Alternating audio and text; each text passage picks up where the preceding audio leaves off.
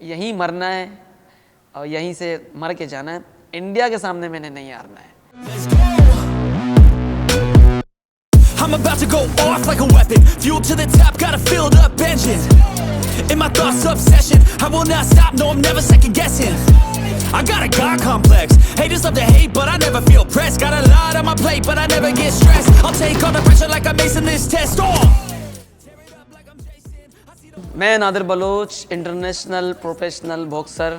मैंने अपना बॉक्सिंग का कैरियर बचपन में ही स्टार्ट किया था और मैंने बचपन से अपना एक एम रखा था, मुझे इंटरनेशनल लेवल में पाकिस्तान को रिप्रेजेंट करना है। जो मेरे उस्ताद मोहतरम शेर मोहम्मद बलोच पाकिस्तान को रिप्रेजेंट करते हुए आ रहे थे, मैं बचपन से उनका गेम देखता था, तो मुझे भी एक जुनून था, एक शौक़ था कि मैं भी इंटरनेशनल लेवल में पाकिस्तान को रिप्रेजेंट करूं, एक अपना नाम बनाऊं, एक अपना पहचान बनाऊं। और मेरे साथ साथ काफ़ी बच्चे आगे प्रमोट हो रहे हैं। मेरा एक जो ख्वाब था मैं वर्ल्ड लेवल तक पार्टिसिपेट करूं, और मैं अपने साथ साथ अपने जितने भी मेरे साथ जूनियर्स हैं मैं उनके साथ को ट्रेनिंग भी करता हूं और उनको प्रमोट भी करता हूं। मेरे वालिद साहब की साइकिल की दुकान थी और मैं खुद जब सुबह वर्कआउट करने के लिए निकलता था और जब वापसी में चाय पापे खाने के बाद मैं अपने शॉप पे आता था बाबा के साथ, पंचर साइकिल बनाने लग जाता। इसके बाद फिर मैं पढ़ाई की तरफ जाता था, पढ़ाई के बाद मदरसे पढ़ने जाता हूँ। फिर इसके बाद फिर नाइट की जो हमारे क्लास सेशन होते थे, वो सीनियर की, मैं एज अ बॉयज़ छोटा था उनके सीनियर के साथ क्लास करता था और मैं लेजेंड मोहम्मद अली को कॉपी करता था। तो आहिस्ता आहिस्ता मैंने रिप्रेजेंट करना शुरू किया क्लब को। क्लब के साथ तो इनामात से नवाजा गया जब मेरी परफॉर्मेंस होती रही। जो क्राउड थे, लोग थे, और जब मैं अपने गेम करता था तो स्पेशली वो मुझे इनामात से नवाजते थे। उस टाइम का जो इनामात थे मेरे लिए समझ लो खुशी का समा था और मेरे हिसाब से वो बहुत ज़्यादा था। और इसके अलावा हमारे जो लेजेंड है मोहम्मद अली, उसको तो डेली उसके फुटवर्क मूवमेंट सबको मैं उनके cloud styles, cloud punching, cloud movement copy करता था। मगर जो अल्लाह ताला ने मुझे जो स्किल दिया है, मोहम्मद अली की तरफ तो नहीं जा सका, मगर मेरे अंदर जो स्किल था मैंने अपने अंकल है शेर मोहम्मद, उनके कॉपी करते हुए अलग एक स्टाइल बनाए। तो मेरे उस्ताद मोहतरम ने कहा है कि तुमने अगर नेशनल इंटरनेशनल पार्टिसिपेट करना है तो पहले अपने पाकिस्तान के चैम्पियनों को बीट करना है, फिर जाके इंटरनेशनल में आपको जगह बनेगा। नेशनल टीम के जाने के बाद मैंने सबसे पहले तुर्की का इंटरनेशनल पार्टिसिपेट किया जिसमें मेरा फर्स्ट एक्सपीरियंस था। इसके बाद चलता रहा मेरा कैरियर और साउथ एशियन तक चला गया, कॉमनवेल्थ तक चला गया, इसके बाद ओलंपिक एशिया क्वालिफायर राउंड तक चला गया। इस तरह चलते चलते मुख्तलिफ मकामात पर मैं पाकिस्तान को रिप्रेजेंट करता गया, जिसमें मैंने इंटरनेशनल सिल्वर मेडल लिया, साउथ एशियन ब्रॉन्ज मेडल लिया, इसके अलावा एशियन क्वालिफायर राउंड किया और काफ़ी मुख्तलिफ इवेंटों में पार्टिसिपेट करना शुरू किया जिसमें मैं मेडलिस्ट होना शुरू हुआ। टॉप 1 में रहा, पाकिस्तान के टॉप 1 में था और WBC टाइटल मैंने विन किया, यूनिवर्सल टाइटल ऑर्गेनाइजेशन मैंने विन किया, इसके बाद WBC शोल्डर टाइटल विन किया और जो पाकिस्तान बॉक्सिंग काउंसिल की टाइटल थे उसमें 4 टाइटल मैंने वो विन किए। फिर इंशाल्लाह मैं रिप्रेजेंट करूंगा पाकिस्तान को अच्छे सतह पर और एक और टाइटल के मेरी ख्वाब है, उस तक पहुंचने की मेरी जुनून है। इंशाल्लाह आप सबकी दुआओं से इंशाल्लाह उस तक भी पहुंचूंगा।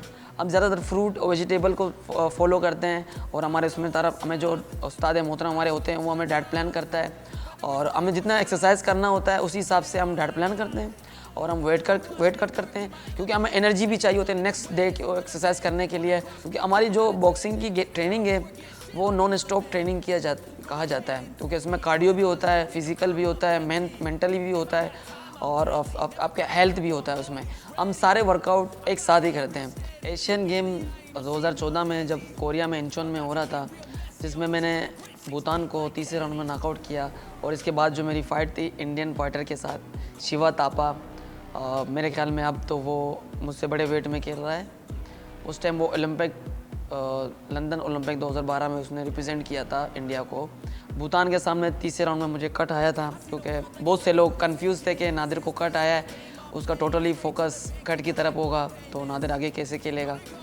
मैंने जब हमारे प्रेसिडेंट साहब थे, हमारे कोचेस थे, उनको मैंने बताया कि मुझे जो कट आया है मैं उनको फोकस नहीं करना है, मुझे इंडिया को विन करना है, इंशाल्लाह मैं विन करूँगा।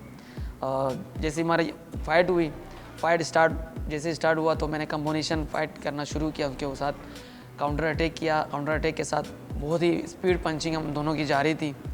तो मुझे एल्बो कट लगा जो मेरा दूसरा आईब्रो खुल गया, और खुलने के साथ मेरे दोनों आईब्रो कट हो गए थे, खुल गए थे, तो ब्लीडिंग स्पीड से जारी था। और मेरे कोचेस और मेरे सारे जितने थे वो सारे शॉक्ड हो गए, और मुझे रेफरीज ने स्टॉप किया। जब टिश्यू लगाना शुरू किया मैं शॉक्ड हो गया कि मेरा आईब्रो इस तरफ था, इस तरफ की टिश्यू क्यों लगाया जा रहा है।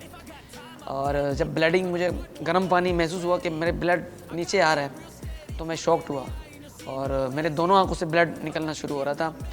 और जब डॉक्टर ने उन्होंने कहा कि ये मज़ीद नहीं खेल सकता क्योंकि दोनों आईब्रो मेरे यहाँ से नीचे लटक रहे थे, मैं शॉक्ड हुआ। मैंने कहा मैंने बॉक्सिंग यहीं मरना है और यहीं से जाना है, मर के जाना है, इंडिया के सामने मैंने नहीं हारना है। और डॉक्टरों ने मुझे रोका और हमारे जो रेफरी जब होते हैं उन्होंने रोका।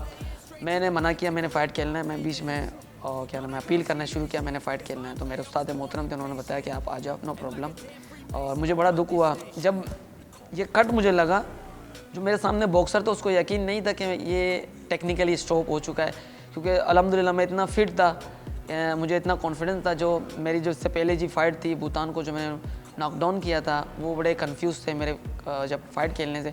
जब लॉस होने के बाद जब उसका हाथ ऊपर हुआ, जो मैंने कोचेस के पास शेक हैंड करने चला गया था, उनके कोचेस थे, एक क्यूबन कोच था, एक उनका जो सिख कोच था, जो बहुत पुराना सिख कोच है। तो उन्होंने बोला यू आर गुड, माशाल्लाह, आपने बहुत अच्छा खेला, we are lucky and you know lucky but we are lucky. आपका जो किस्मत था वो काम नहीं कर पाया, हम लोग लकी थे, हम बच गए। अगर आप 2 राउंड और चलते शायद हम फाइट लॉस करते, क्योंकि उनके कोचेस का खुद का कहना था। उस टाइम तो मैंने समझा कि मैं फ़ाइट नहीं आ रहा हूँ, क्योंकि उनके कोचेस ने मुझे अप्रिशिएट किया, ये मेरे लिए हार नहीं था। हाँ, अगर मैं खेल लेता शायद मैं उसको नॉकडाउन करता, क्योंकि जो मेरे पंचेस थी और अभी तक वो उनकी हाईलाइट चलती है, ये 10 स्पोर्ट में लाइव चला है। इसके अलावा जब मैंने प्रो फाइट में खेलना शुरू किया, जितने भी इंडियन फाइटर थे मैंने उनको चैलेंज किया, उन्होंने मुझे चैलेंज किया, मैंने एक्सेप्ट किया। मेरे जितने भी फाइटर मुझसे मिलते थे वो सारे चैलेंज करते थे, जो मैं एक्सेप्ट करता था वो बैक हो जाते थे।